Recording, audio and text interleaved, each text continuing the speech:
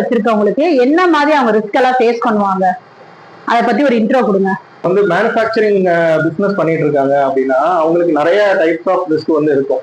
இப்போ வந்து மேபி அவங்க வந்து ஒரு ஸ்மால் ஸ்கேல் ஃபேக்டரி வச்சிருக்கலாம், இல்ல வந்து ஒரு மிட் ஸ்கேல் ஃபேக்டரி, இல்ல ஒரு பெரிய ஃபேக்டரி கூட வச்சிருக்கலாம். ஸோ அதுல என்னென்ன மாதிரியான ரிஸ்க் அவங்க ஃபேஸ் பண்ணுவாங்க, என்னென்ன சேலஞ்சஸ் அவங்களுக்கு இருக்கும் அப்படின்னா, அவங்களுக்கு வந்து இப்போ ஒரு ப்ராப்பர்ட்டி ரிலேட்டடா அதை ப்ரொடெக்ட் பண்ணணும். இப்போ ஒரு ஃபேக்டரி இருக்கு, அது மேபி சின்ன ஃபேக்டரியா இருக்கலாம், பெரிய ஃபேக்டரியா இருக்கலாம். அந்த பில்டிங் இருக்கும், உள்ள ஸ்டாக்ஸ் இருக்கும், மிஷினரிஸ் இருக்கும், உள்ள வந்து ஒர்க்கர்ஸ் வந்து ஒர்க் பண்ணிட்டு இருப்பாங்க, வெஹிக்கிள்ஸ் நின்றுட்டு இருக்கும். ஸோ ஓவராலா எல்லாமே பார்த்தோம்னா அந்த ப்ராப்பர்ட்டி. ஸோ அந்த ப்ராப்பர்ட்டியை வந்து ப்ராப்பரா அவங்க வந்து ப்ரொடெக்ட் பண்ணணும். ஸோ அது வந்து ஒரு ரிஸ்க். ரெண்டாவது வந்து இப்போ ஃபேக்டரி எடுத்துக்கிட்டோம்னா உள்ள ஒர்க்கர்ஸ் இருப்பாங்கல்ல, ஸோ அந்த பீப்புளையும் ப்ரொடெக்ட் பண்ணணும், ஒரு சேஃப்டியா ஒர்க் பண்ணணும்.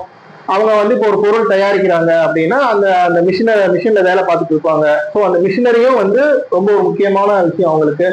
அந்த மிஷின் வந்து பாதுகாக்கணும், அது ஒரு ரிஸ்க். ஸோ ரெண்டாவது வந்து இப்போ ஒரு ரா மெட்டீரியல்ஸ் வெளியில வாங்கிட்டு ஃபேக்டரிகளை கொண்டு வரலாம், ஃபேக்டரியில ஒரு பொருள் தயாரித்து அதை வந்து வெளியில வந்து சப்ளைக்கு கொண்டு போகலாம். ஸோ அது வந்து என்னன்னா டிரான்சிட் ஆகுதுல்ல, அந்த குட்ஸை வந்து கேரி பண்றது, குட்ஸை வெளியே கொண்டு போறது. ஸோ இது வந்து அது ஒரு ரிஸ்க், அதை ப்ராப்பரா வந்து அவங்க மேனேஜ் பண்ணணும்.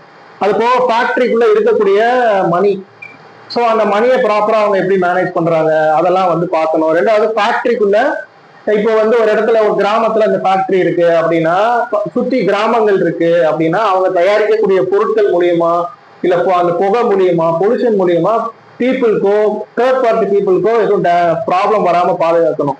ஸோ இது ஒரு ரிஸ்க். ஸோ இது வந்து பப்ளிக் ரிஸ்க். ஒரு பொருள் தயாரிக்கிறாங்க, இப்போ அந்த ஃபேக்டரியில வந்து ஃபார் எக்ஸாம்பிள் வந்து இப்போ ஒரு சாப்பிட்ற பொருளே ஒரு எக்ஸாம்பிள் எடுத்துக்கலாம். இப்போ அதை தயாரித்து வெளியில கொடுக்குறாங்க அப்படின்னா, அதை சாப்பிட்ற கஸ்டமருக்கு வந்து ஏதாவது ஒரு ப்ராப்ளம் ஆகுது, ஒரு இன்ஜுரி ஆகுதுன்னா, இல்லை ஆக்குபேஷனல் அசார்ட் அந்த மாதிரி ப்ராப்ளம்ஸ் வருது அப்படின்னா, ஒர்க் பண்றவங்களுக்கோ அந்த மாதிரி வருதுன்னா அதை மேனேஜ் பண்ணணும். ஸோ இவ்வளவு ரிஸ்க் இருக்கு.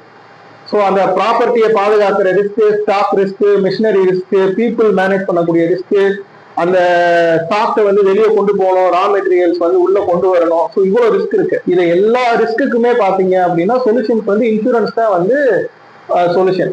ஸோ ஒன் பை ஒன் நம்ம வந்து பார்க்கலாம். ஸோ அதில் வந்து ஸ்மால் ஸ்கேலுக்கு எப்படி இப்போ நம்ம இன்சூரன்ஸ் எடுக்கலாம், மிட் ஸ்கேல் ஒரு ஃபேக்டரி வச்சிருக்காங்கன்னா அவங்க எப்படி இன்சூரன்ஸ் எடுக்கலாம், அதே மாதிரி ஒரு பெரிய ஃபேக்டரி வச்சிருக்காங்க அப்படின்னா அவங்க என்ன மாதிரி இன்சூரன்ஸ் எல்லாம் எடுத்துக்கலாம் அப்படின்றத ஒன் பை ஒன் நம்ம டீடைலா டிஸ்கஸ் பண்ணலாம். அப்ப இப்ப நீங்க